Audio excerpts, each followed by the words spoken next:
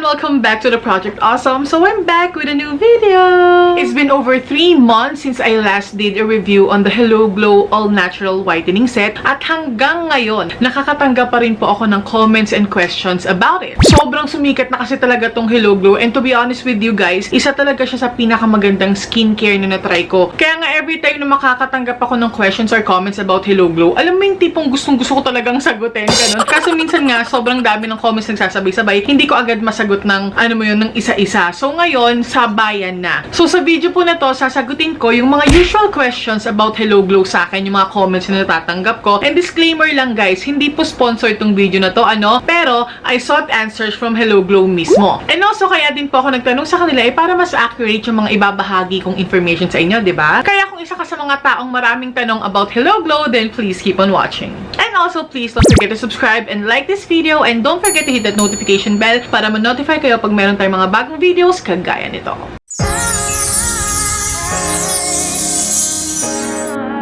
Okay, so una sa lahat guys, sasagutin ko lang po yung mga frequently asked questions about Hello Glow. Kung gusto niyo pong malaman kung ano yung naging effect sa akin, kung paano siya gamitin and stuff like that, you can watch my review on Hello Glow. Yung nireview ko last May yata yon. So dito, sasagot lang tayo ng mga tanong, okay? Okay, so unang pinakamadalas na tanongin sa akin about Hello Glow ay kung pwede ba to sa teenagers, sa buntis, sa breastfeeding mommies. Nabanggit ko naman na to dun sa review ko sa Hello Glow. Pero siguro, yung mga nagko-comment na excite lang sila agad. Siguro hindi pa nila tapos yung video, nag-comment na sila agad nung tanong nila doon. Pero ayun nga po, ulitin ko na rin dito yung sagot ko. So titingin-tingin ako sa computer ko guys sa mga tanong kasi nilista ko talaga para hindi ko makalimutan yung i-share ko sa inyo. So ayun nga, pwede ba to sa mga teenagers, breastfeeding mommies, and pregnant mommies? Ang sagot po, yes, pwede po sa inyo tong Hello Glow na to. Kasi all natural whitening set sila. Wala silang harmful chemicals. In fact, sabi dito, yung Hello Glow All Natural Whitening Set is vegan, cruelty-free, phthalates-free, paraben-free, SLS-free, no hydroquinone, no mercury, no tretinoin. In short, wala talaga silang harmful chemicals. All natural po ang Hello Glow. Pero para po dun sa mga pregnant and lactating mommies, it's always better to consult your OB/GYN, your physicians, para talagang sure kayo, para makakuha din kayo ng second opinions from them, diba? At yan din po talaga yung suggestion ng Hello Glow sa inyo, na mag-consult muna kayo sa mga doctors nyo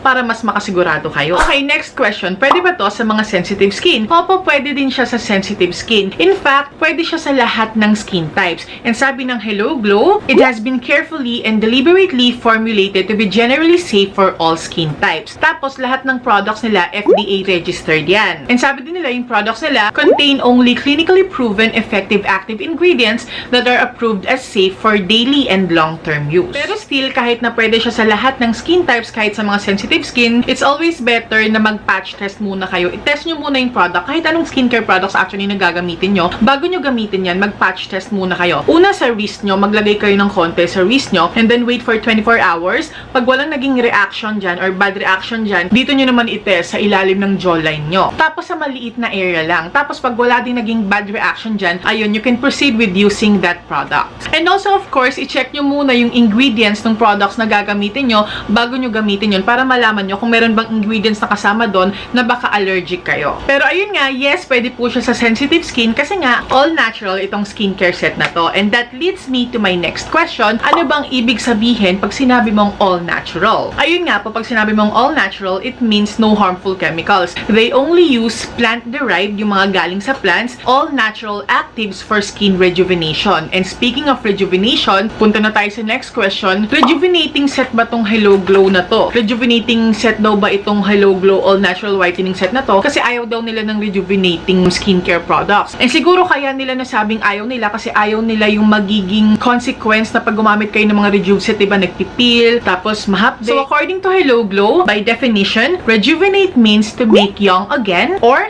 to restore to youthful vigor appearance. Hello Glow All Natural Whitening Set rejuvenates skin by effectively whitening skin, treating acne, lightening dark spots, smoothing skin, hydrating and nourishing skin to help the user achieve glass skin but without pain. Unlike Unlike other rejuve sets in the market, there should be no stinging sensation, no irritation, no painful or harsh peeling, no redness, which are actually signs of skin damage. So ayun nga, alam naman natin na yung mga usual rejuvenating skincare sets, meron talaga siyang peeling and skin redness, stinging sa proseso ng paggamit mo ng mga products na yon. Kasi nga, mas matatapang yung ingredients nila. Pero gaya po ng nabanggit ko doon sa aking review video, nasa sa inyo pa rin yun. Decision nyo pa rin kung ano bang gagamitin yung skincare set nyo. It's your choice. It's your own skin, diba? Pero at least meron nga lang ganitong mga brands na nagpapaalala sa atin. At least meron din tayong magagamit ng mga alternative rejuvenating skincare set na mas mild, pero same effect din naman yung makukuha ninyo. So, kunwari gumamit kayo ng rejuvenating skincare set o kaya late nyo nang na-discover yung Hello Glow. Ito yung next question. Pwede daw bang gamiting maintenance ang Hello Glow All Natural Whitening Set for Rejuve? Gaya din po nang nabanggit ko dun sa review ko dito sa Hello Glow na to, I think okay siyang gamiting maintenance or pangsalo pag gumamit kayo ng rejuvenating skincare set kasi unang-una sa lahat, all natural nga siya, so mild lang yung ingredients niya. Tapos pangalawa, dahil solid din yung effect nitong Hello Glow All Natural Whitening Set na to, makakatulong siya para ma-maintain yung magandang resultang nakuha nyo dun sa previous rejuvenating skincare set na ginamit nyo. So yes, pwede nyo po siyang gamitin as your maintenance skincare set. O ito, isa sa pinaka-paboritong frequently asked question ko. Gaano katagal pwedeng gamitin ang Hello Glow? Pwede po bang tuloy-tuloy siyang gamitin? At ang lagi ko pong sagot dito ay you can use it for as long as you want. Given na naging effective siya sa'yo, na maganda yung naging resulta niya sa'yo, yes, pwede mo siyang tuloy-tuloy gamitin. And I think kung bakit marami ding tanong kung gaano mo katagal pwedeng gamitin yung Hello Glow, kasi nga, di ba, usually, yung mga rejuvenating skincare sets, pwede mo lang silang gamitin hanggang 1 buwan lang or for 30 days lang. Tapos, pagkatapos nun, ipapahinga mo muna yung skin mo and then tsaka mo lang pwede ulit gamitin yung rejuvenating skincare set na yon. Since considered na rejuvenating skincare set din itong Hello Glow, kaya siguro nila naiisip kung meron bang limit ng paggamit nitong Hello Glow. Pero yun nga po, wala. You can use it for as long as you want kasi nga all natural naman yung ingredients niya. There's no risk for skin damage daw as long as susundin nyo yung tamang paggamit sa kanila. Okay, so next question, nakaka-peel ba itong Hello Glow? Magbabalat ba yung mukha ko dito sa Hello Glow? Sabi ng Hello Glow, pagka naka-experience daw kayo ng peeling, yung mild lang ha, yung hindi painful peeling, maaaring dahil daw yun sa skin turnover. Ano ba yung skin turnover? Ibig sabihin, kumbaga nagpapalit ka ng balat, gano'n. Kasi it may be the products are effectively stimulating the deeper layers of your skin,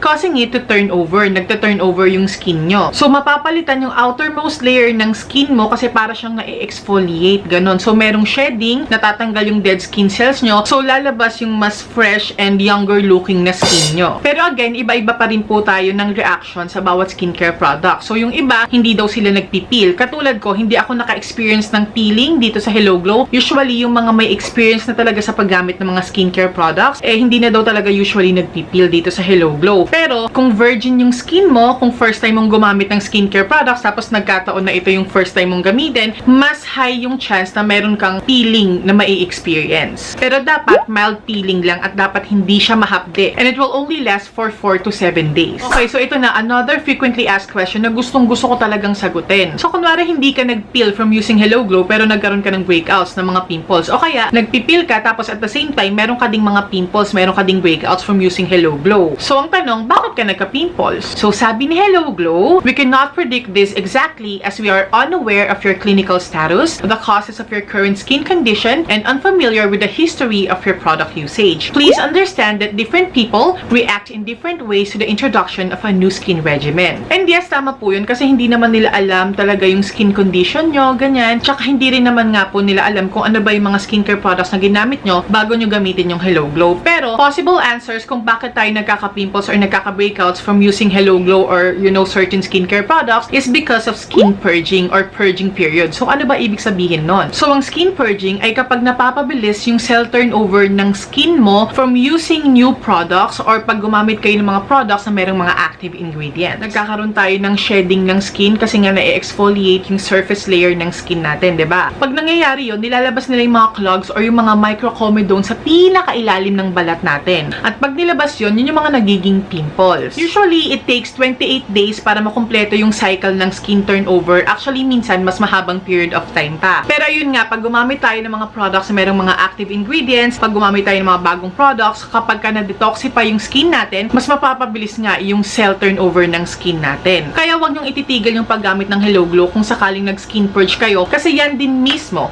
yung makakatulong para matreat yung mga pimples nyong yun, yung mga lumabas sa skin ninyo. Patience is the key kasi according from Hello Glow, ang skin purging, it may last for 7 to 14 days or even up to 6 weeks. Yes, ganun katagal minsan ng skin purging, guys. Anyway, gagawa ako ng separate video about skin purging para doon mas mapag-usapan nating maigi. Tsaka ma-share ko sa inyo kung yung mga na-research ko about skin purging. Pero ito guys, paano nyo ba malalaman kung skin purging lang ba yon or nagkaroon na kayo ng bad reaction or irritation from using that certain skincare product? So kapag ka skin purging yan, usually yung mga pimples or tiny bumps na lalabas sa inyo, doon siya lalabas sa areas kung saan usually nagkaroon na kayo ng mga pimples. Kung saan lagi kayong tinutubuan ng pimples. Ako, usually sa noo, dito sa contour side ko, dito sa pagitan ng ilong tsaka ng bibig ko. Actually, tinan nyo, meron akong pimple ngayon dyan. So, kunyari, gumamit ako ng bagong products, tapos nagkaroon ako ng pimples dito sa noo, tiny bumps dito sa may contour area ko, maaaring skin purging yon. Kasi dun nga ako usually nagkakaroon ng pimples. Pero, kapag ka nagkaroon na kayo ng random breakouts, yung mga painful pimples na sa iba't ibang parte ng face nyo, maaaring dahil yon sa bad reaction nyo dun sa skincare product na ginagamit ninyo. So, kailan po tayo makakakita or makaka-expect ng resulta from Hello Glow? As we all know, our skin is very unique and is very personal. Iba-iba talaga yung magiging reaction natin sa mga skincare products, diba? However, sabi ni Hello Glow, most users experience yung skin nila feeling instantly cleaner and fresher after each use. Tapos, after 7 days daw, you can expect your skin to feel softer and smoother. And then within 2 weeks time naman, you may have noticeably whiter skin as well as faded acne marks and visibly lightened and flattened dark spots. And then yung full rejuvenation, it will usually begin to occur at 28 days onwards. So for best results, Hello Glow generally recommends to use this product continuously, consistent dapat, tsaka yung complete products talaga yung gagamitin nyo. Pero try to listen to your skin pa rin daw kasi nga yung skin natin is very dynamic as well. Nag-iiba-iba yan, depende rin sa season, ganyan. So sa mga araw daw na feeling dry or sensitive yung skin nyo, you can skip the toner. Pwede nyo nang hindi gamitin yung clarifying toner nila. Pero kung oily, acne prone skin kayo, mas magbe-benefit kayo kung gagamitin yung toner kahit once a day, midday, ganon. O kapag ka naman alam mong mas ma-expose ka mas madalas sa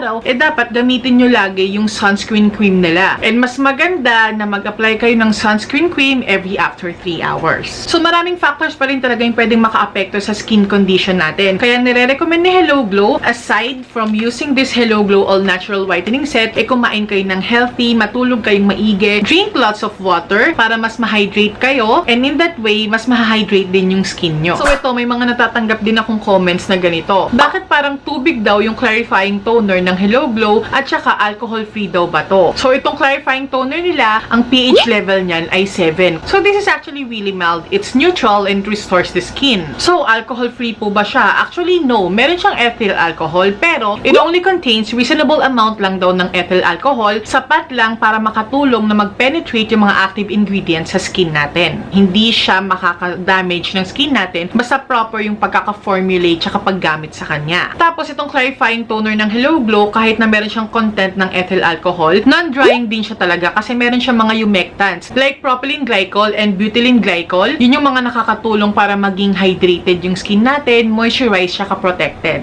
At basta lagi niyong tatandaan na dapat after toning, lagi kayong magmo-moisturize pa rin ng skin nyo. Okay, ito, last frequently asked question sa akin about Hello Glow. Bakit walang Hello Glow sa Watsons or sa mga malls? So sabi ng Hello Glow, the management behind Hello Glow decided to offer the brand and its product lines exclusively to online resellers and distributor partners to provide earning opportunities for aspiring entrepreneurs. At gaya ng binanggit ko din dun sa video review ko dito sa Hello Glow, isa yan sa mga nagustuhan ko dito sa brand na to, kung bakit todo yung support ako din dito sa Hello Glow na to. Kasi iniisip din nila talagang kapakanan ng mga employees nila tsaka ng ibang mga online resellers para makatulong sila sa panahon ngayon ng pandemic. At actually, yung hipag ko, isa na rin siya sa mga online reseller nitong Hello Glow All Natural Skin Whitening Set na to. So, ayan guys, yung frequently asked questions sa akin about this Hello Glow All Natural Whitening Skincare Set. At kung meron pa rin po kayong ibang mga questions na hindi po nasagot sa video na to, you can always message Hello Glow sa Facebook o kaya sa Instagram account nila, and I'm sure they will gladly entertain your questions. So sana po nakatulong po ako sa inyo sa video na to at sana po nag-enjoy din kayo sa panonood at madami po kayong natutunan. Kaya kung nagustuhan niyo po itong video na to, then please don't forget to subscribe if you haven't yet and don't forget to hit that notification bell para ma-notify kayo pag meron tayong mga bagong videos kagaya nito. Thank you so much for watching and I hope to see you in the next one, you guys. Stay awesome and accomplish your mission. Bye!